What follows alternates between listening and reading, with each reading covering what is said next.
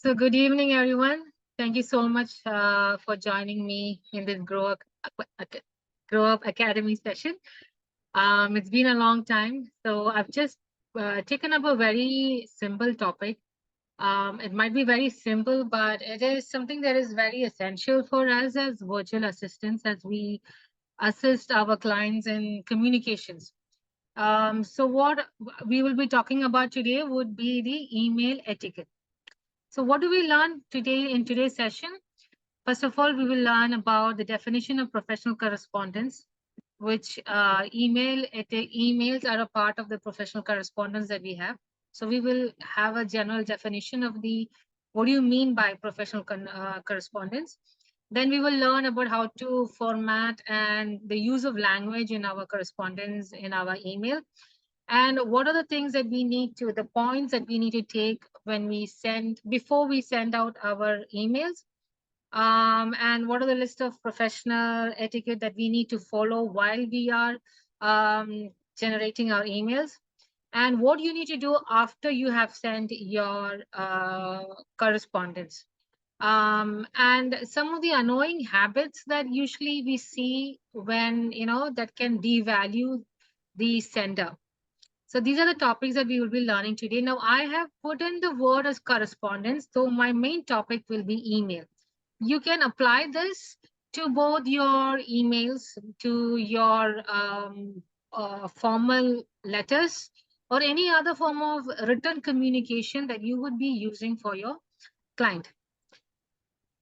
So what is the definition of professional correspondence? The exchange of written communication in a professional or business context, including emails, letters, reports, and proposals, is a very simple and easy to understand definition. And what is the importance of knowing, of maintaining professionalism in your correspondence? It helps to enhance credibility. It fosters trust with the clients, contribute to the overall image and reputation of the business, and ensures clarity in your communication, accuracy, and consistency. So this is why we need to know how to maintain a professional etiquette when we are communicating with the clients or on behalf of our clients. So when you are writing or when you are generating your correspondence, whatever it might be, your emails or your letters, there are certain pointers that you need to keep in mind while you are preparing your emails. So the formatting and language of your email communication or your correspondence should be maintained and as much as possible in a professional manner. You should be clear and concise.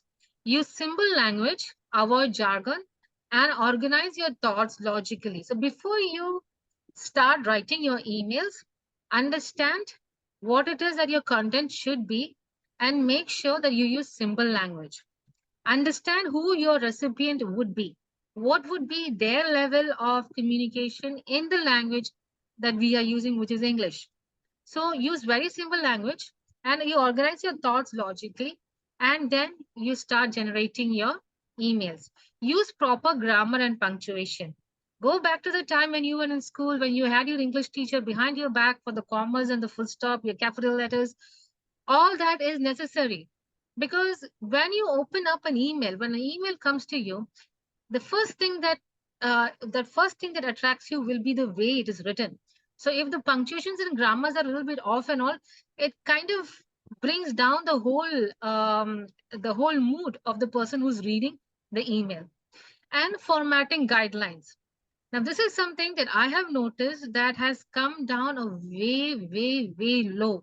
People just, use all kinds of formats. It does not look professionalism. There are no bullet points, and even if there are bullet points, it would be like some would be on one side, some would be on the other side. So when you are writing your emails, make sure that you follow templates. There might be templates that your client has approved. If you have a template that has been approved by a client, follow that. Otherwise, we have in our training sessions, in our phase 1 trainings, we have learned about templates. So use that, use headings, use bullet points, and be consistent in formatting. No matter if it's just emails or letters or reports, whatever it is that you're preparing, make sure your formatting is the best. And use a professional tone. No matter how much ever your relationship is with your client, you might be very close to them, or you might be a little bit more distant, but whatever it might be, when it comes to written communication, you should use a professional tone. Address respectfully, avoid slang or informal language, and especially the slangs of right now. We are so used to communicating on phone or on WhatsApp or on social media that we all use all kinds of short forms. So it is not advisable to use such kind of short forms, even if it is known by the other party. It is not advisable to use that in a professional setting. So when you're preparing your email, so make sure that your communication is clear and concise, that your grammar is proper, the punctuations are all done properly, that your formatting is good, and that you use a professional tone when you are preparing or generating your emails. Now, what are the things that you need to put in mind before you send out your correspondence? Proofread it. That is a very important point. After you have done it, before you press the send button, always proofread it. Once or twice, proofread it, see everything is proper before you press on the send items. Double check for accuracy and completeness. Make sure that all the necessary information that you want to put in the email that the other person needs to know, that it is there. All the information is included. Then you check that the tone and the message is clear, and also if you have a doubt about how your structure is, if it is something an important email, you are sending it to a very important client or someone really high up in the organization, and if you are doubtful about how you're structured it, always seek advice from somebody else, someone who can help you, who can give a good feedback. So do not be afraid to ask for feedback. If you're stuck, always ask for feedback. So before you send out your correspondence, please follow all these points. Now, once these are some of the professional email etiquette. Now, an email can make or break a potential opportunity for you, so send and respond to them wisely. Take this in an instance when you are sending out an email to a potential client or a potential candidate. You might just lose the deal because your email is not proper. It can happen because, like I said before, the email is presenting not only yourself but your company or your client that you are representing. So always be careful on the email etiquette. Subject line. That would be in an email, it will be the subject line. Have a clear and descriptive subject that kind of gives the receiver an understanding of what the contents of the email would be. Address the recipient appropriately. It would always start with hello, Mr. or Mrs., sir, madam, or dear Mr. So and so, Miss so and so. So use the addressing the recipient. The salutation should be proper. And if you receive an email, it is advisable to respond to them within 24 to 48 hours. Do not delay. There are a lot of ways in which you can prioritize the emails that are coming, but make sure you respond to the emails which require. I'm talking about the ones that comes from clients or suppliers. I'm not talking about those which are like spams or advertisements or emails like that. Aim to respond within 24 to 48 hours. And then when you are preparing the email, make sure the body of the email is properly structured, bulleted points and everything. But one thing I want to point out is, don't make your email a lengthy paragraph. People don't have time to read the whole email. Email should be very concise, very precise, and very short. If you have to explain a lot of things, use an attachment, use a document, use a presentation slide, use an Excel sheet, whatever, but let that be an attachment. The main content of your email should be short and crisp so that the people can read it, and then they can choose to whether to spend their time upon on the attachments. And end your emails very politely. If you're working for your client might have a format for signatures. Use that signature, or you can create your own signature, but always have a proper ending. end it politely, and always provide your contact information. The email, of course, will be there, but speak with your client. If it is okay to give out your mobile number for the recipient to call you, please do that. Now, after you have sent out the correspondence, first thing would be to follow up. Depending on the content of your email and the importance of the email, please follow up on the action points that you had sent out in the email. And then when you get responses from the recipient, please respond promptly. Like I said before, prioritize it, but make sure you respond to everything within that 48-hour gap, and address any issues or concerns raised by the recipient. There might be something that they would have concerns over. Always come up with a solution to before you approach your client. So it is always, it gives a positive attitude when you approach your client with a solution rather than with just the problem. So like I have said in one of my earlier sessions, that probably your solution might not be the right one, but at least if you could provide a solution, they would know that you are working out, that that you have made an interest or showing an interest in solving that problem. Always maintain professionalism in any communication. You should have high standard of professionalism when you are communicating with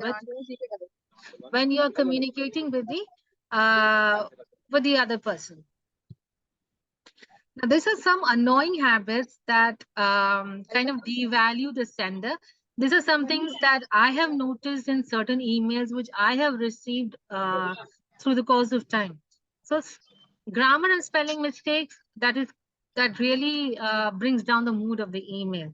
So, because when the person who is reading it, he cannot understand it proper, the actual content of the email, that would be really bad. And another one is replying to all unnecessarily. There are people who send mails, reply to everybody in their organization. It might not even concern the other departments, but they copy them. So let's try to avoid that and put the only those people who are related to that particular subject matter in copy, and stop sending irrelevant information. That is self-explanatory. When you're sending an email, only focus on the subject title. And when you are replying to all, it would be better if you do not change the subject title so that the thread of that email will remain. Okay, but if because the moment you change the subject line, the whole email will become a separate email altogether. So people won't be able to refer to the thread behind it when they are searching for the email. And vague language, that means not touching anywhere. I understand, what is happening. So those kind of things. So just be precise and concise in what you send out there. Lack of proofreading, that is, most of the problems with email communication can be resolved if we spend 1 or 2 minutes in proofreading what we sent out. And excessive cabs meaning caps locks. So there's one thing I need to tell you, that when you're writing an email, use the caps lock as per the grammar requirement. That means in the beginning or in the noun or in the name. That's it. If you write the whole email in caps, it gives an impression that you are shouting at them or you are screaming at them. That is the impact that comes out. So do not use caps continuously. And the next point would be delayed or ignored response. You be in their shoes. If you send an email to someone and you're waiting for them to respond and they have not responded for 2 or 3 days, you know how frustrated we would be. So keep yourself in the position of the sender and respond to the emails that come to you within the 48-hour gap. Excessive jargon. Sometimes our vocabulary might not be as high as some people. So sometimes the words which they use, we might not understand. So the receiver would have to go and search for the word to understand what we are talking about. So try not to use excessive jargon. Overly casual tone. So don't use that. When we are having informal communication through friends or colleagues, we use a lot of informal tones. Don't use that in your professional emails. And lengthy emails, like I told before, do not use lengthy emails. People do not have the time to go through it all to read. Let them know what is the content, and whatever else you need to explain, send it like an attachment. And so, in short, it is crucial for virtual assistants like us to excel in professional correspondence, to build credibility, nurture client trust, and preserve the business reputation. By sticking to clear formatting and language standards, conducting thorough pre-sending reviews, that means the proofreading, and consistently following up, virtual assistants can guarantee efficient communication and uphold professionalism in every interaction. So embrace these superior practices. It will not only boost the virtual assistant's efficiency, but also positively impact the success of the supported business. So I hope that this has helped you to understand a little bit more. I know that most of you are using all the points that I have mentioned in this. But if there is anyone who might have some issues in how they are communicating or how they are preparing their emails, I hope this has helped you a lot. And all the best in your email communication with the client on behalf of the client. And so whatever you do, make sure that it is professional, because you are representing not only yourself, you're also representing your client as well as grow up. Have a good day.